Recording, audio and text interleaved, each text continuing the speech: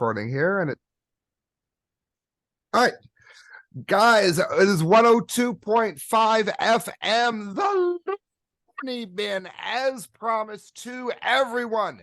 The legend himself, it is Max Cavelera. Welcome, Max Cavelera. Welcome to the Looneybin. What's up? How you doing, man? It is great. The technology has made this interview very hard, friends. So when you see this, make sure you send him some page love. Where can let's start off with that. Where can they thank you for putting up with all the audio glitches that made this possible? We have stuff everywhere. We have Soulfly Tribe, Instagram. We have the Soulfly.com, Gloria's own personal Facebook. There's all kinds of places. Yeah, I myself, I'm a bit of a caveman. I'm a bit of a rebel when it comes to social media. I kind of stay out of it a little bit. I like to keep some of the mysteriousness alive. I don't need to broadcast my life 24 hours out there. I like to save some mystery.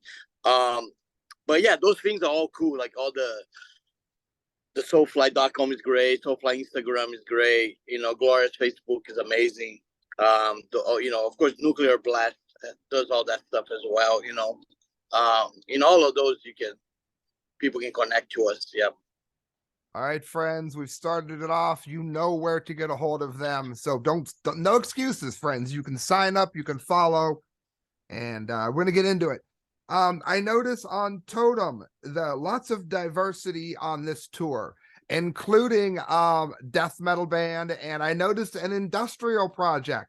So I wanted to ask about Nailbomb, something that you probably don't get asked about a lot. How did that come to be, and do you plan on doing anything else with that ever? Well, Nailbomb is cool, man. Nailbomb is one of those really cult, classic kind of albums, like Point Blank is one of a kind, and made a huge mark especially on the underground. And I still play. We have a song in a set right now. We play a Nailbomb song just for fun, just because the fans love it. I love it, and yeah, if I can convince Alex to get back in the studio and do another one, for sure, I would love to make a third record. I mean, it would have been really cool to make a new one right now. Don't know if I can do that though. But in the meantime, we can always play some of the tracks from the album. Like I said, we've been playing on this tour, and it's been great. It's really it's underground, but a lot of people knows about it, so it's kind of cool too. It's like I don't know, like one of those projects like really, really touch a lot of people. And I still hear all the time, oh man, that record is amazing. That record, it's so sick. It's like the most pissed off record ever. This and that. So it's cool. I love the album itself. I think still today it sounds great. I don't know why. There's something about it. There's a rawness to it that's really cool. I'm even more excited about tonight now. There's a Nailbomb song in the set. yeah, we do everything. We do a lot of old stuff, a lot of early Soulfly, and then a lot of mid-year stuff. Dark Ages, Conquered, some stuff, of course, Ritual that came out, and then a lot of stuff from Totem as well. And the Totem stuff is great. I love because it's so more trashy and aggressive, and so it makes the set really interesting. That is the Soulfly set on this tour has got a lot of dynamics, which I really like. There's some really bouncy stuff, really groove stuff, and there's some super fast stuff. So the show really has a bunch of different flavors all the way through. It's really great. I first saw you on Ozfest back, I want to say 96. I think it might have been the Rubber Bowl in Akron. I wanted to say, how does touring now compare with what that time period was like? Because then the whole alternative thing had sort of overshadowed metal, and now it seems to me like metal is sort of dealing with the same thing with pop or hip hop in some ways as it was with alternative back then. Yeah, I mean, the touring is for me feels. I just tour all the time, man. So I don't know. I love being on the road and playing, and this tour. I don't know if you've seen the dates, but this thing is it's huge. It's like almost 10 weeks. Like nobody tours like that anymore. We were like one of the craziest bands to go out and do tours like this. I think it's great because I think it's like grassroots. You're going everywhere, hitting everybody. Um, and a lot of the shows are smaller venues, but they're packed, and you can see the fan reaction is amazing because everybody there is connected through the music, and that's really just just awesome to see. Um, and I think that's the key, man. For this kind of music, you can't really wait for mainstream to pick up on it because it might not even happen. Mainstream ignores metal, and I think that's okay. Like metal doesn't need mainstream. Metal survives outside. We are like we live outside society. And that's cool. I like it like that. On Totem, or what are some of the things which fans will notice as they listen to it that maybe were a little bit unexpected, as from past CDs? Because I know a couple. Yeah. Um. I don't know. I think this is to me it's a really fun record to You mentioned play. bouncy. It seems very very very driven. Yeah, he has that, but he also has a lot of fast stuff, which is also great. You got the opening track, Superstition. It's super fast, and then you have other stuff like um, Rotten Pain, and then there's like real groove stuff like Field Upon Field that we play live. Uh, Scouring the Vial, that's John from Obituary.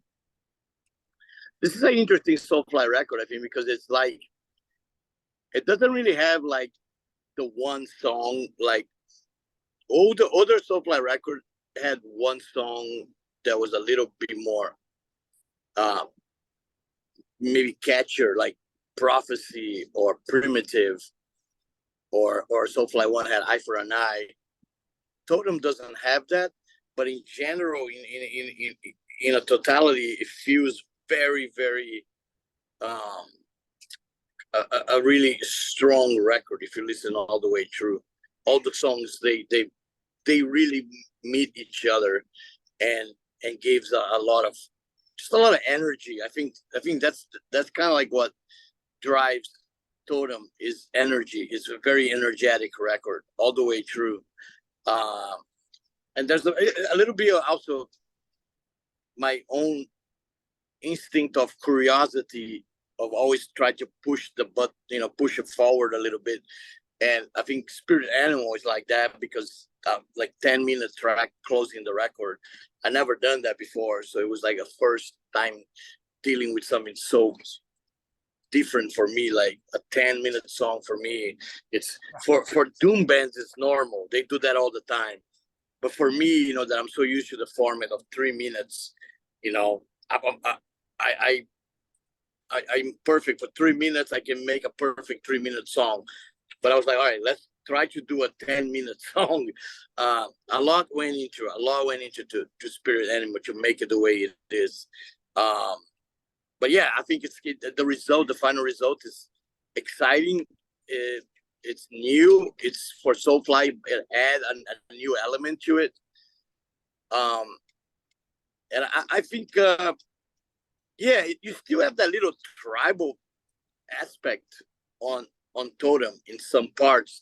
You can feel some of the tribal influences, but they're kind of like in the background. Early Soulfly, the tribal stuff was up front, Primitive and Soulfly 3 was really the tribal stuff was up front. Now the tribal is in the background, but still there. After hearing all the thought you put into Spirit Animal, that's definitely going to be on this show. Absolutely. Yeah, I mean, we're trying to play. We're trying to do a version that we can play live. I think it'll be awesome to play live. Oh, I meant this broadcast, but no, that would be great to see on the show too. both. You can play on your show, and we can try to play on our show. But yeah, we you know, doing a couple of tracks right now on the set, and it's killer. You know, especially Field Upon Field and Superstition and Scouring the Vial. There's a lot of just pure cool aggression on those songs that just feels great playing them. And I think that's like, I think that's I think the thing about Soulfly that I think is cool is that because we tour with so many different bands, we tend to really be inspired by, I get inspired by everything, you know. So I think Totem was done after we toured with really we did some amazing tours. When I was doing the Root stuff, I did some stuff with Immolation and Full of Hell, and of course Soulfly took 200 Stab Wounds on tour earlier last year. All that kind of went into the record, and the producer, of course, Arthur, is a really big underground name. You know, he produces a lot of underground acts and mixes a lot of underground stuff that I really like. And working with Arthur so close on Totem was kind of like the key of this album, that we brought a new take on Soulfly. Like, this is Soulfly with a touch of underground on the whole massive scale that Soulfly has. This record maintained that raw spirit. You know, it's not like a pretentious big pop metal record at all. It's the opposite of that. It's like raw. Yeah, it's raw as fuck. It's raw with good production, and that can be hard to achieve. It is. And that was the trick. Like I told Arthur, like, yeah, it needs to be dirty and fucked up, but still sound good, man. You know, it can't sound like it was recorded in a bathroom. You know, you gotta be like, it's gotta still sound kick ass. You know, and I think we did that. I think the production on Totem is pretty unique. I think Arthur did a great job on it, and I love all the a lot of killer guitar solos and a lot of really cool effects on my voice, like delays and reverb. You know, like old school stuff that I was very inspired by. Old Entombed, actually, on the vocal side. It was a bit of a kind of a nod to Petrov. You know, when I was making the record, Petrov died. You know, and I was a friend of LG and a fan of especially like a lot of the old stuff. You know, Left Hand Pat and Wolverine Blues and all that. So I made the vocals. I was telling Arthur, I want my vocals to sound gnarly, like fucking like LG Petrov did back in the day. Put a lot of reverbs and crazy shit on it, like, so it makes it sound really old school, you know. So I think we did that, and I liked it, how the record came out. And I think the fans liked it too. And it was I think it was a bit surprising for a lot of people that we made this kind of record. Like, I think some people maybe were expecting us to make a more mainstream record, and we didn't. You know, it was like going for the jugular, you know, like, let's stay metal, let's just stay fucking raw and roll with this, because this is what we love. And that's me. My passion for metal comes shining on Totem, because I love metal, I love the energy, and I think it's making a great return now. I think, like, you can see the underground is bubbling, is alive now, you know. It's like all these cool bands, man, you know, like Undeaf and Sanguisuga Bob and 200 Stab Wounds. It's killer. It's great to see all that alive, you know, kicking ass. And you know, I think Soulfly is a different band, but it fits with the new generation that's coming up. That's why we have, like, you know, Body Box on tour with us. They're a different kind of band, but a lot of the fans like. Yeah, I looked them up. Yeah, wow. I mean, yeah, Yeah, yeah, it's cool, and it's cool because you also get a different crowd. You get a somewhat younger crowd, and also all the older guys are always there too as well. So it's cool. It's cool to see all the mixing of the crowd. With all of that thought that you put into the CD, particularly like when you're in the studio and you feel a song coming together, you think, oh, that's going to be played live. And then you kind of get the same feeling for the next one, of course, because, you know, when you're working on it, you get that adrenaline for that song. How do you finally narrow which one's down? Oh yeah, I kind of go by parts, man. You know, there's almost every song has one part where I go, well, when this hits live, this is gonna be insane. You know, this is like you gotta kind of like, because the studio is a very cold environment. You don't have a crowd. It's it's just you and the producer and the guys in your band, and you have to really mentalize. You have to like have a vision of how this is gonna go live. Kind of close your eyes and listen to it and feel it, and kind of like visualize. All right, when we play this live, this is gonna be the shit. You know, this is gonna be fucking heavy, or this is gonna be stumping, or this fast part. And then all the time, it surprised me when we play live. Sometimes a part that I didn't really think too much about it becomes a really big part of the show. That's really kind of cool. That happens with Soulfly too. You know, like one of the things that we do live that it's really cool. It's on the song Tribe. And when we're playing Tribe, we go into this full-on reggae jam, you know, and it's really reminds me a lot of Bad Brains, what Bad Brains used to do. Yeah. You know, when you watch old Bad Brains videos, they're going all the hardcore shit, you know, super fast. And then all of a sudden they bust out like a reggae jam right in the middle of the fucking set. And the crowd, like, it loves it, man. It's cool. You think it's like a little break. So we kind of do that in the Soulfly set. I joke about, I think we're like, yeah, we kind of like we are the metal version of the Bad Brains a little bit. Yeah, especially on those kind of songs that had those parts in it. But yeah, that's really cool. That's what makes, I think, the Soulfly show experience a little more different from a lot of everybody else.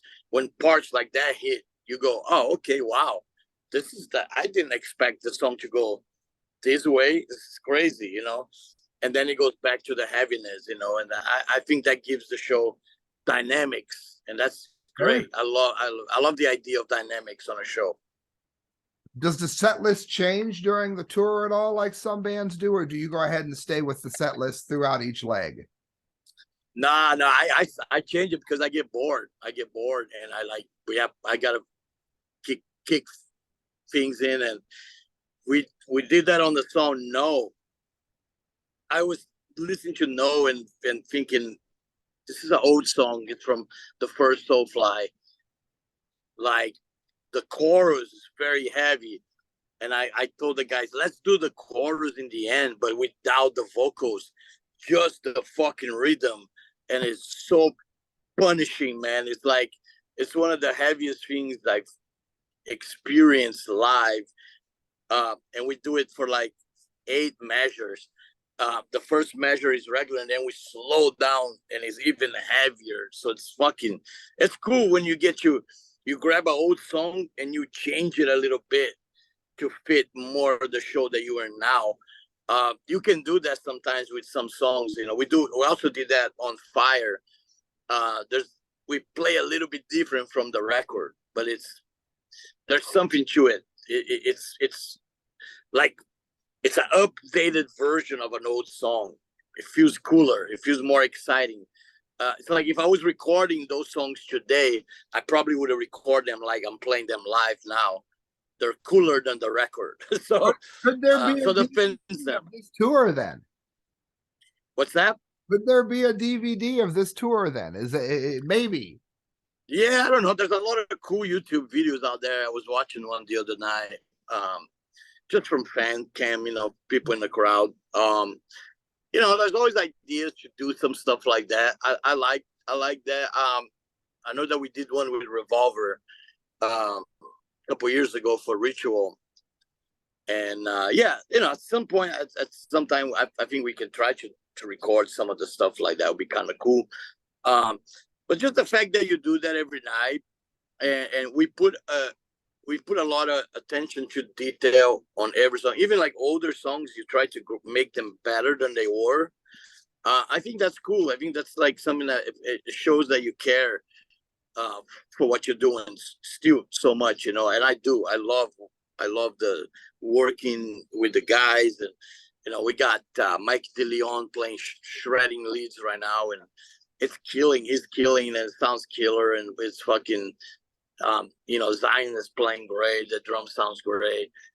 It's a really cool show. I think it's really energetic. I mean, you see it tonight, but you know, it's like I said, there's many different passages. Like there's some stuff that's totally out of control fast, like Pohada and Front Lines. There is just fucking just going for it.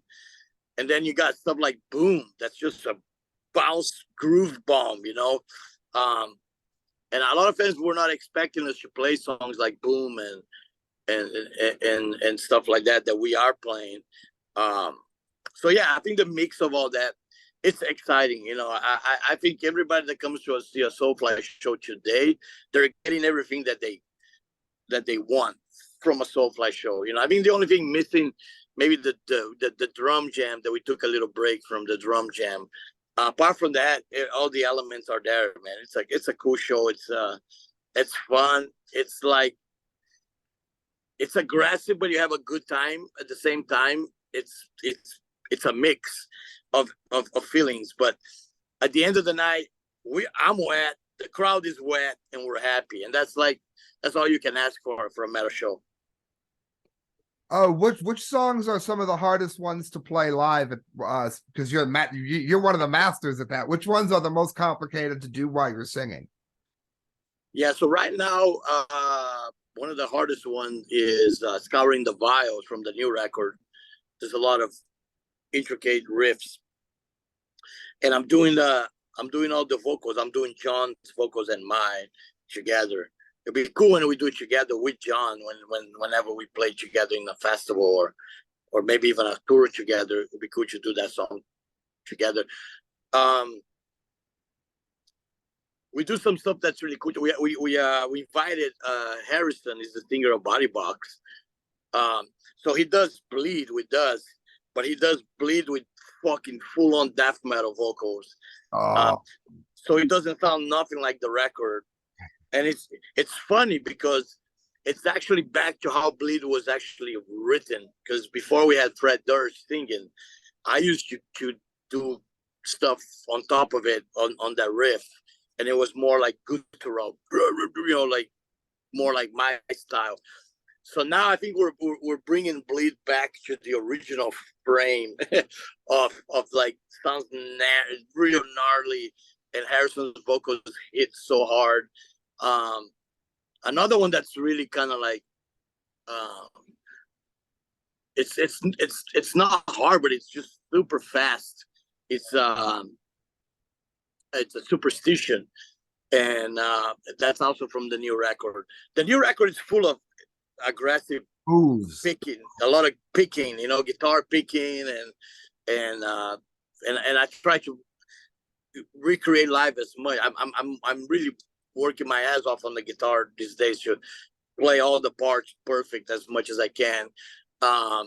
Yeah, so yeah, I mean, the majority of it's just fun. It's fun playing the stuff. You know, one of my favorite songs that we're doing is actually Downstroy. That's from the third record.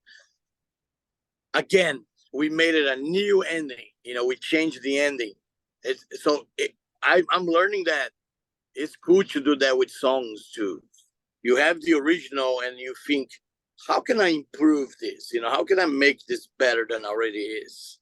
You know, and so we are trying, and then the results most of the times are exciting and really cool.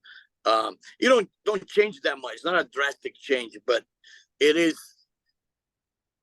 a change from the song that you hear on the album. is definitely different, but it makes it more exciting. I don't know. It's really cool to watch it live, and it's just fun, man. It's just pure adrenaline driven kind of set, and I like that about this. And then you have the breaks like Tribe. You have the reggae break, which changes everything. Yes, it's definitely one of the most intense sets I've done with Soulfly in a long time. Like almost every song is super hard hitting, and we just go for it. It's great, just a lot of fun.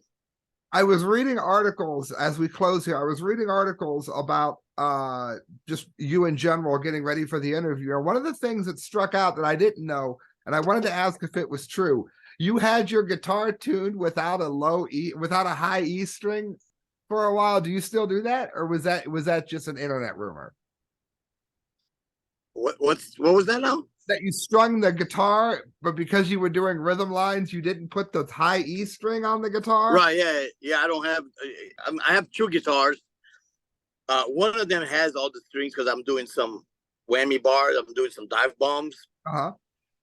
So one of them have all the 6 strings, but my Brazilian guitar only have 4 strings. That's the one I write all the stuff with it. And you know, I always kind of play with 4 strings. It's been like a trademark for many years. But yeah, I mean, in the show, because of the whammy bar, I do have one with 6 strings. So so I have both, best of both worlds. So it is a true rumor, kind of. All right, my famous last question. You probably get bombarded with nothing but the same questions all the time. What's a question that you haven't got that you're amazed that no one's ever asked, or something that you'd just like to say to the world?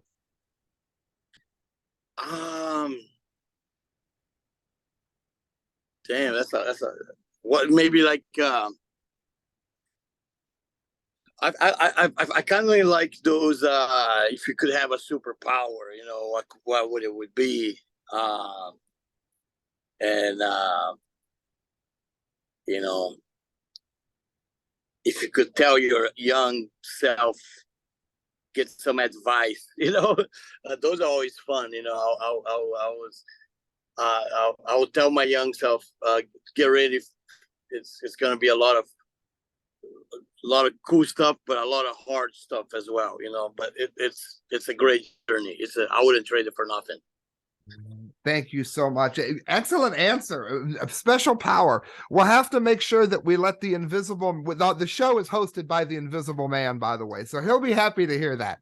Once again, Awesome. friends, you are listening to the Looneybin 102.5 FM. Max, as we jump off here, can you say welcome to the Looneybin 102.5? What's up, everybody? Max Cavelera. Welcome to the Looneybin 102.5. Stay metal. Thank you so much. I really appreciate it. Friends, thank you for listening. We're going to get back into the music.